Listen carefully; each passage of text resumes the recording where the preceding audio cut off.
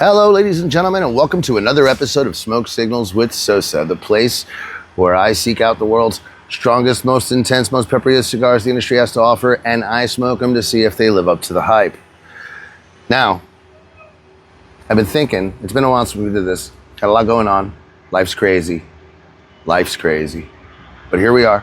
That which does not kill us makes us stronger, and I've got a lot of fucking cigars, and people just keep sending me things. And I appreciate them all. I'm running out of room. So I'm thinking we continue on the same path, on the same search, but I'm just gonna start smoking everything. And we'll go through them together. This way, I don't have to just, tunnel vision and look for one thing and we smoke that one thing. I've got a plethora of things, of cigars, and I just figure we'll just light them all up. We'll light them all up, we'll review them, we'll go through them. But today's very special to me, because I've been waiting for this cigar since they announced it. Hell, I want to say it was still winter, if not spring, when I found out about it. So I'll apologize in advance for all the noise in the background. Those guys are paving that parking lot back there, and there's nothing I can do about it. And I'm tired of having reasons why not to do these, so we're just going to do it. And hopefully it's not obnoxious. Hopefully they don't continue throughout the entire thing. Maybe I'll shake my fist in the air and yell at them and they'll quiet down for a minute. I doubt it, but we'll try it if it comes to that. Anyway, today we're smoking the Foundation 10th Anniversario. And I gotta tell you, it is a beautiful cigar. Wait for that guy to leave. Beautiful cigar. Look at this thing. It is pretty. It has a nice Habano seed, Connecticut broadleaf hybrid, grown in the Connecticut River Valley. Aromas of leather and earth and hay. There's almost a floral note on the foot. Beautiful 7x58 Solomon, made by AJ Fernandez. As we discussed, the wrapper is that Connecticut broadleaf Habano hybrid. The binder is a Brazilian Matafina, which I love. And inside we have fillers from Esteli, Jalapa, and Condega, all grown by AJ. So those will be phenomenal. I expect lots of flavor from this bad boy. The band, which is absolutely beautiful, a perfect combination of simple yet ornate and artistic, features St. George in a tribute or honoring the spirit of resilience, triumph, and dedication. So, let's light this bad boy up and see what she brings to the table. I kind of gave it two genders there. How's that? That's pretty interesting. I'm going to give it a little Cuban cut there.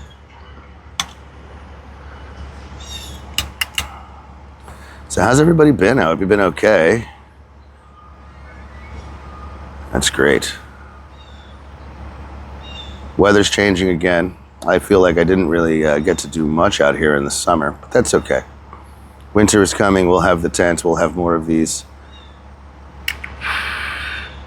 It's possible my daytime might be more free now. My oldest son is in school, so we can work with that.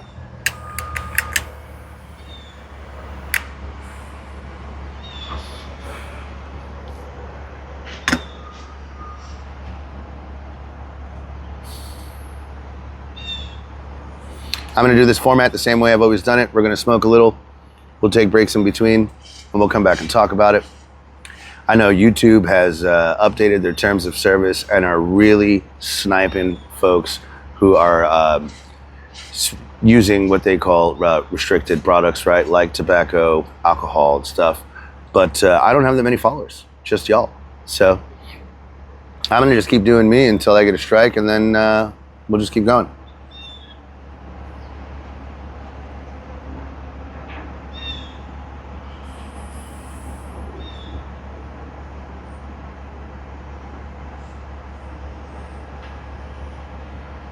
Not a whole lot of pepper.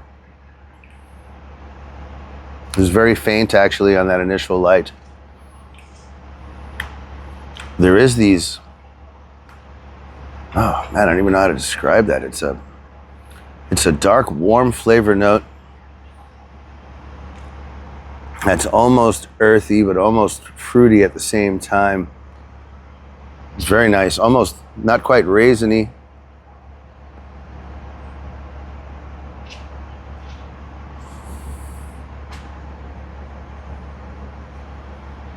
But along that line, nice. AJ Fernandez does great work. I mean, Foundation does great work. I love Foundation cigars. I have not had a bad Foundation cigar, to my knowledge. I mean, even the Charter Oaks, which are more their budget-friendly brands, I heavily enjoy. The Especiales, which you have the Pascual and the other one, the Maduro. It escapes me right now. Love those both. Then you have all the classics, right? I'm in love with the Oxum, the Olmec, the Tabernacles. You can't go wrong with the Tabernacles in any side. And actually, there's the Habano Connecticut broadleaf hybrid in the Tabernacle, as well as the original broadleaf. The original broadleaf Maduro is probably one of my favorites in many sizes, especially the Lancero. Although I do love the Havana Seed Connecticut hybrid.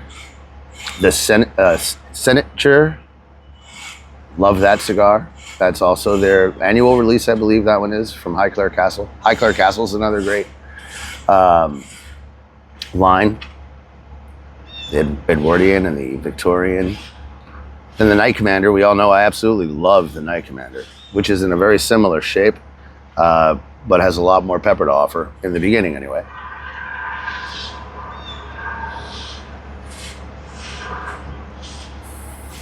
This is their first cigar that doesn't follow one of the lines. It's actually the first cigar that is named Foundation. I'll have to cover my face so you can see the fucking cigar. By namesake, Foundation 10th Anniversario. So, very exciting stuff for a fan like me.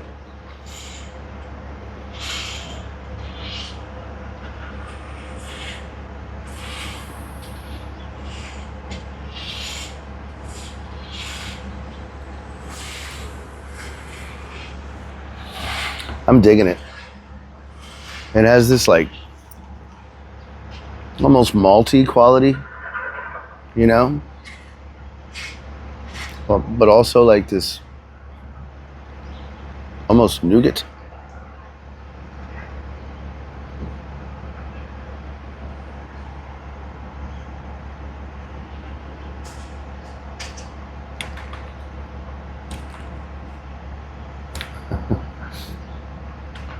I don't know, man. Very good. Very good. Very early on.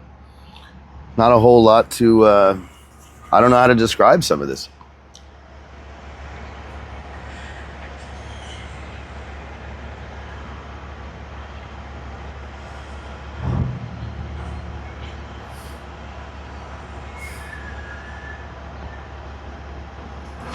On the retro, there's hardly any sting. Maybe a 1 on a scale of 1 to 10. There's almost like a florality, but it's not like potpourri or nothing, or perfumey, you know? It's very laid back. Some woody notes, very mild. Those guys are annoying the shit out of me.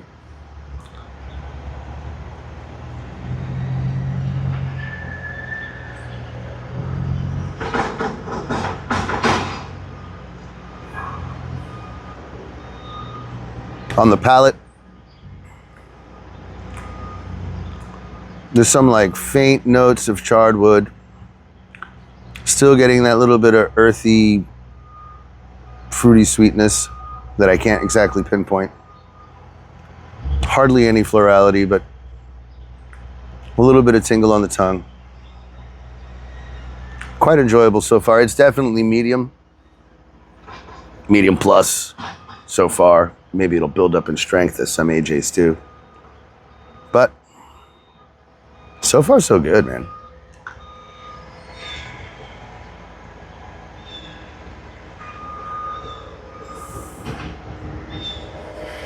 Ash is white,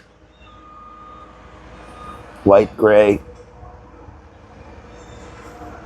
So far, it looks like that's phenomenal construction, stacking some dimes there early on. We'll see how long that keeps going. I'm not sure how many of these they made. I know it's very limited. There was the 10 count box, and if you were very lucky, you got the 20 count box, which is a nice piece of furniture, man. Top open, sides open up like this. There's 10 underneath, and then 5 in each one of these. It's a showpiece for sure. But that thing was pricey. I think it was $700 for the 20 count box, and $350 if you were lucky enough. Well, MSRP if you were lucky enough to get the 10 count box, which puts them at about $350 a piece. However, you can find them for less. Local shop had this one. I jumped on it. They only had the one box, so I took one. Well, not the box, the cigar.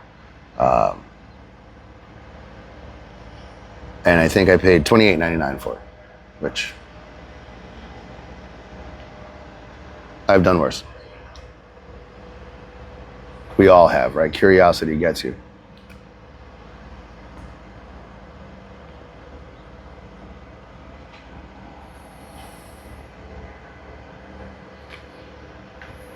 What is that flavor? It's almost like,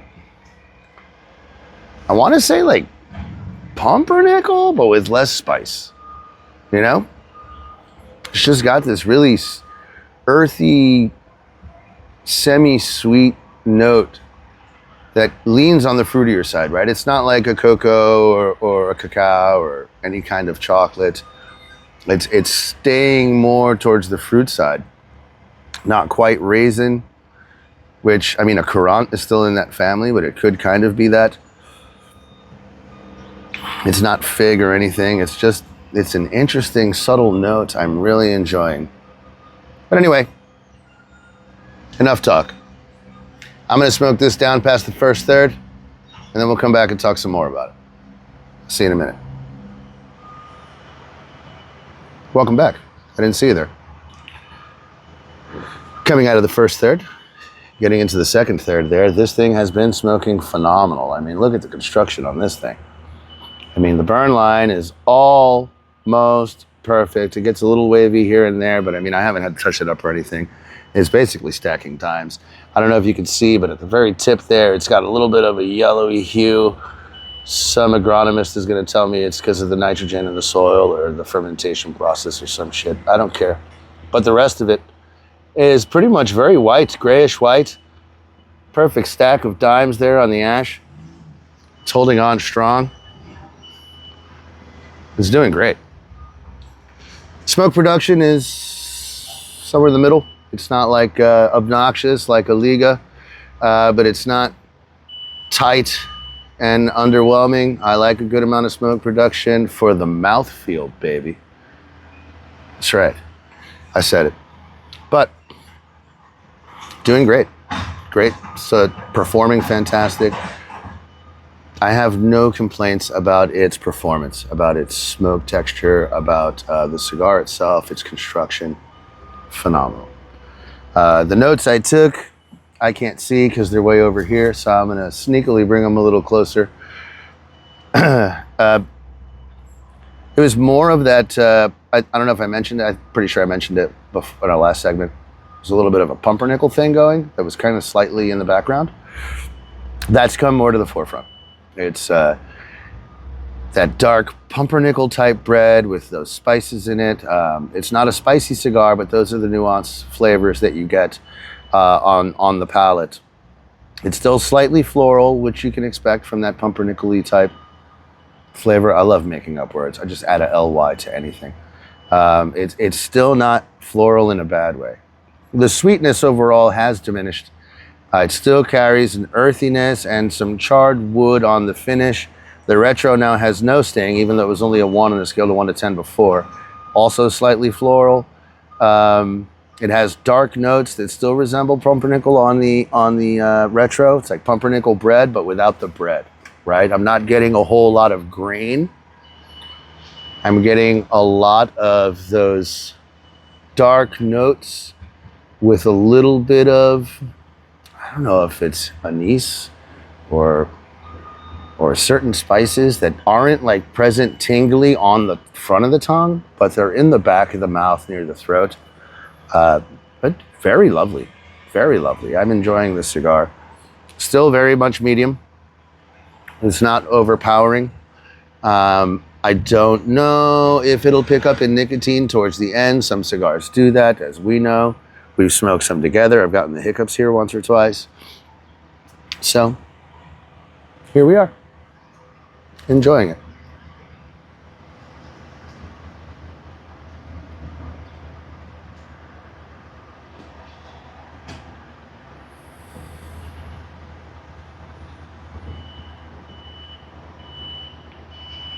As we're entering the second third here, first thing I notice off the bat on that last retro, that spice we were just talking about is starting to calm down. And not spicy in a bad way, you know what I mean? Like those baking spice, that pumpernickel-y flavor. Still felt that earthy quality there. But those other nuanced flavors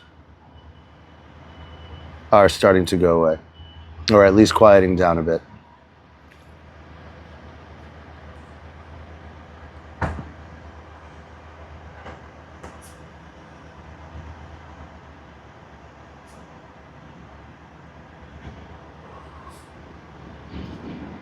The palate, it's that faint char. You taste it right here. It's almost like a faint char, just like just burnt wood, man. You know what I mean? Just, it's not offensive. That's offensive. It's not offensive. It's not in your face. It's just very faint, right on the sides of the gullet here. Still some light earthy tones.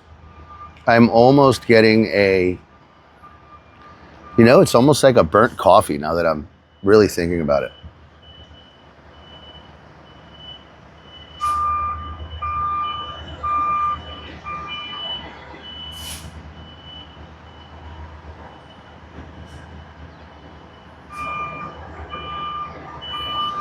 Yeah, almost like burnt coffee, dark roast. With a little bit of earth. I'm enjoying this, man. And I love the hue of flavors that Foundation as a whole is able to hit, right? I mean, from your lighter Connecticut's with their creaminess and, you know, still with a little bit of strength, right? Because it's not like your average Connecticut, all the way to their darker stuff with that punchiness, that pepper and the chocolate notes and the coffee notes. This one lies as somewhere in between all of them with a very nice, it complements all of them very nicely, you know what I mean? Like you can taste that this is Foundation without it being in your face or kicking your ass. I love it.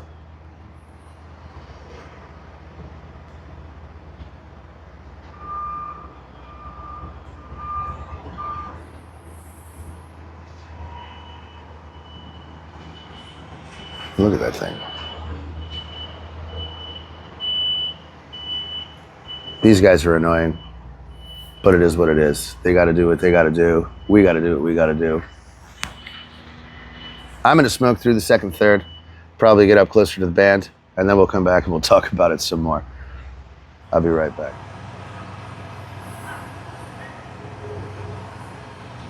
So we've come out of the second third here. I'm going to take this band off. Beautiful band. I'm going to make sure I keep that. Excuse me. The pumpernickel kind of intensified for a bit. So did the florality. Still hardly any sweetness. The char is still present on the finish, but like, you know, it's not offensive. To be perfectly honest, there hasn't really been a lot of changes, but it's smoking phenomenal.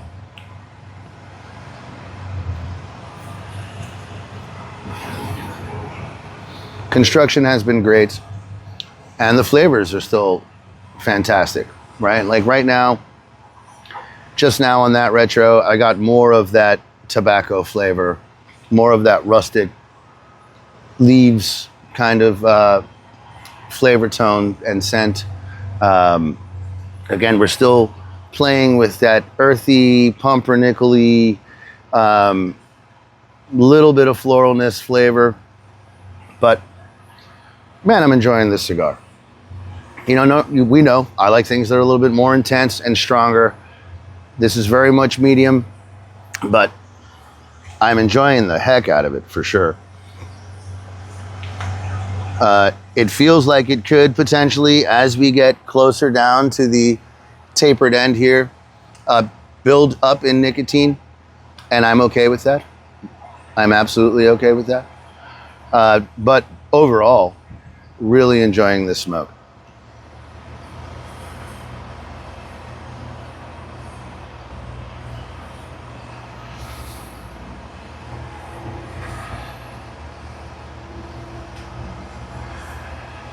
I'd get a box just because it's an LE.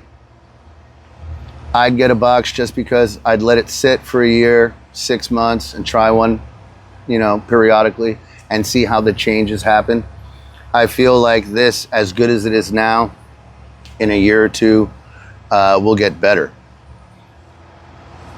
But so far, super enjoyable cigar. Highly recommend. If you like those darker notes, again, it's not very sweet, but it's not incredibly bitter. It's not incredibly floral. It's kind of playing in this gray area that's absolutely lovely. Great cigar.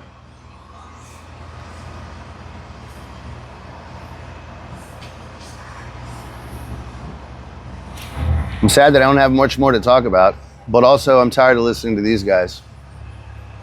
So I'm gonna go ahead and get out of here. I'm gonna smoke more of this. I'll get down to the nub after this final third is through, and we'll talk about it some more. I'll see you in a minute. Phenomenal smoke.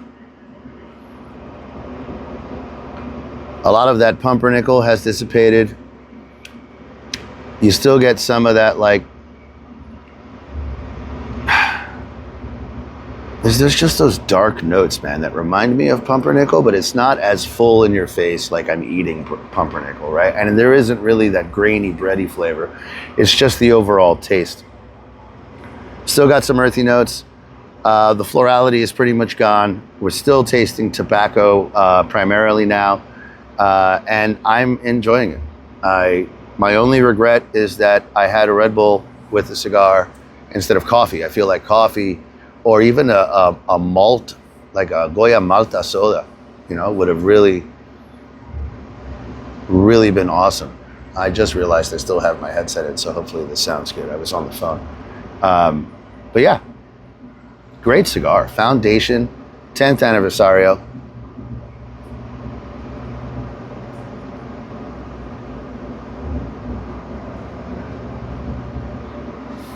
Down to the nub.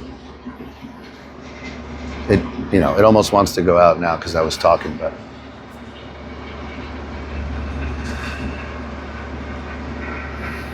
highly recommend. The burn line was pretty much perfect the whole time. Solid construction, great flavors. I'm gonna admit it wasn't exactly what I was expecting, but phenomenal and enjoyable nonetheless. Rating it, get a box if you're into collecting the boxes. The box is beautiful, the banding is beautiful. It's an LE, so who knows when they'll all be gone. Probably soon, because they're flying off the shelves now. Otherwise, get a couple, man. Get 5, get 3, get a couple. Smoke one right away, let one sit for a little bit, smoke it again. Very enjoyable. I feel like it's only gonna get better with time. And well worth it. Well worth it. Don't let the MSRP scare you. You can find it for less. Smoke them. Go get one, right? For the sake of what we do here, it's going to get no peppers. It wasn't very spicy at all. no intensity. We never got any bubble guts. It wasn't a tear jerker. We didn't get any of the things that we look for as far as the smoke signals with Sosa qualities that we look for in a cigar, right? Peppery is strongest, hard hitting is most intense. We didn't get any of that. It was just a very enjoyable smoke, medium to medium plus. Nice dark flavors, great fall flavors, great with coffee, great with, you know, again, I feel like not only the malt soda, but a champagne soda, something along those lines would really shine with this. I quit drinking 14 days ago. Hold your applause. It's fine. It just needed to. But I would imagine from my past experience, this would go well with a high rye or a rye whiskey, a wheated bourbon, definitely a peated scotch.